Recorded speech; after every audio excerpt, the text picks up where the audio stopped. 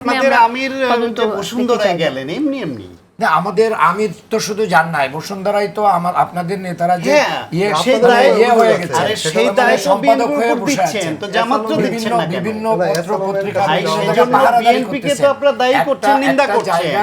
একটা জায়গায় কেন বলেন না? মিডিয়াতে গিয়েছেন, বসুন্ধরায় বলেন না কেন? এটা মিডিয়াতে গিয়েছেন না, এমনি কিন্তু বিএনপিকে ওই যে বললাম বিএনপি করলে চাঁদাবাজি আর আপনাদেরটা হাতিয়া। মিডিয়াতে যাওয়া মিটফোর্ড হত্যাকাণ্ডের পরে আমরা তো শুনলাম যে বিএনপি অনেক উদ্যোগ নেবে এবং তাদের মধ্যে যারা অপরাধ করার প্রবণতা কারোর মধ্যে আছে কিনা, ছোটোখাটো অপরাধেও যারা যাচ্ছে কিনা, সে ধরনের একটা কমিটি গঠন করে তারা খোঁজ করবে। আসলে কি ধরনের অ্যাকশন নিচ্ছে, আপনার কিছু জানা আছে কিনা? এটা দলের পক্ষ থেকে তদন্ত হচ্ছে, সেটা আসলে আমরা বুঝতে পারবো, কিন্তু অ্যাকশন তো জানাওয়ার আগেই নিয়ে ফেলেছে। সেটা হচ্ছে রাজনৈতিক দল হিসেবে তাদের দলের কোনো লোক যদি কোনো রকম অপরাধমূলক কর্মকাণ্ডে জড়িত হয়ে পড়ে, সেই বিষয়ে দলের পক্ষ থেকে আগেভাগে হুঁশিয়ারি দেয়া সবাইকে যে কেউ কোনো রকম অপরাধমূলক কর্মকাণ্ডে জড়িয়ে পড়লে দল তার দায়িত্ব নেবে না, এবং তার অংশ হিসেবে যারা জড়িয়ে পড়েছে যাদের বিরুদ্ধে অভিযোগ উঠেছে তাদেরকে সঙ্গে সঙ্গে বহিষ্কার করা হয়েছে। আর যারা এরকম প্রত্যক্ষভাবে খুনোখুনিতে লিপ্ত হয়েছে তাদের বেলায় তো তদন্তেরও প্রয়োজন হয় না। এখন এই বহিষ্কার দিয়ে প্রশাসনকে এই বার্তাটা দিয়ে দেওয়া যে এদের সঙ্গে বিএনপি নেই, প্রশাসন তার ব্যবস্থা তার গতিতে গ্রহণ করবে। প্রশাসন যদি সেই ব্যবস্থাটা গ্রহণ না করে তাহলে সেই দায়িত্ব বিএনপি নিতে পারে না। ধরেন খুলনা বিশ্ববিদ্যালয়ের যে ঘটনাটা ঘটেছিল, ছাত্র শিবির এবং ছাত্রদল মুখোমুখি দাঁড়ালো, ছাত্র রাজনীতি থাকবে কি থাকবে না এটা নিয়ে। সেইখানে একজন মানুষের, এক যুবকের ছবি ভাইরাল হলো, তার রামদাহাতে ছবি। সে পরিচয় জানা গেল যুব দলের সে সহসভাপতি ওইখানকার। সেইটা জানার পরে যুবদল থেকে তাকে বহিষ্কার করা হলো। বহিষ্কারের অর্থ তো যুবদলের ছাতাটা তার মাথার উপর থেকে সরিয়ে দেওয়া। তখন সে ওই যে রামদাহাতে দাঁড়িয়েছিল, যেটাকে অপরাধ হিসেবে গণ্য করেছে দল, অপরাধ হিসেবে গণ্য না করলে তো তাকে বহিষ্কার করতো না।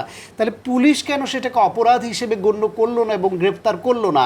এবং সেই নেতাকে পরে আমরা দেখলাম তার রক কেটে গুলি করে নিজের প্রাইভেট কার ক্লিন করা অবস্থায় হত্যা করা হলো। সেখানেও তো বিভৎসতা ছিল। মিটফোর্ডেরটার ভিডিও হয়েছে, ওইটার ভিডিও হয়নি। ভিডিও হলে তাকে যখন ধরে মানে রক কাটে পায়ের, তখন সে কেমন করেছে, তাকে গুলি করে তখন সে কেমন করেছে। এইখানকার যেটা হলো মিটফোর্ডের, এটা হলো স্থানীয় সন্ত্রাসী তারা। হ্যাঁ, সন্ত্রাসীরাও কোনো না কোনো দলের প্রশ্রয়ে চলে অনেক সময়। এখানে যে খুন হয়েছে এবং যারা খুন করেছে উভয়ই বিএনপির সঙ্গে যুক্ত ওই স্থানীয়ভাবে, তাদের ছত্রছায়া এখন চলছিল। সেই অবস্থার মধ্যে তাদের ব্যবসার ভাগবটারা কেন্দ্রিক, নিজেদের স্বার্থ কেন্দ্রিক একটা ঘটনায় তারা এই খুনোখুনিটা করেছে এবং অত্যন্ত বীভৎস একটা হত্যার ভিডিও আমরা দেখলাম। সেই ক্ষেত্রে বিএনপি বহিষ্কার করেছে, পুলিশ তার ব্যবস্থা নেবে।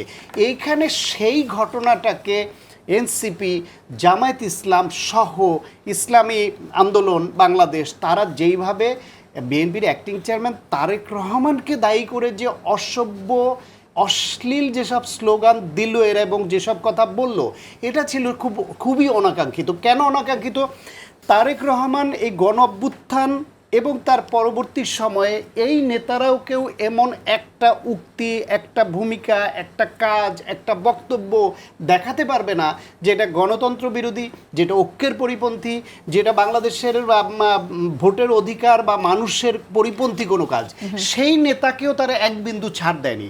অথচ আজকে দেখেন এনসিপির নেতাদের উপরে যখন আক্রমণ হয়েছে, প্রথম স্টেটমেন্ট করেছে এদের পক্ষে দাঁড়ানোর জন্য এবং এই আওয়ামী ফ্যাসিবাদকে রুখে দেওয়ার প্রথম স্টেটমেন্ট করেছে বিএনপি মহাসচিব। এটা হচ্ছে রাজনৈতিক সৌজন্য। এই সৌজন্য দলগুলা সবাই যত বেশি ওন করবে, ধারণ করবে, তত এদের দূরত্ব কমবে। আমরা যখন এরকম অভিযোগ আসে আমরা খুব বোল্ডলি বলতে শুনি এটা জামাত ইসলাম করে নাই, দায় মৃদুভাবে নেওয়া বা অভিযোগ থাকলে তদন্ত করবো সেগুলো বলা তো দূরের কথা, করেনি এটাই বলে। তারপর আমরা গণমাধ্যমে দেখি। তো আমি একটু রেফারেন্স দিই আরেকটি ঘটনার।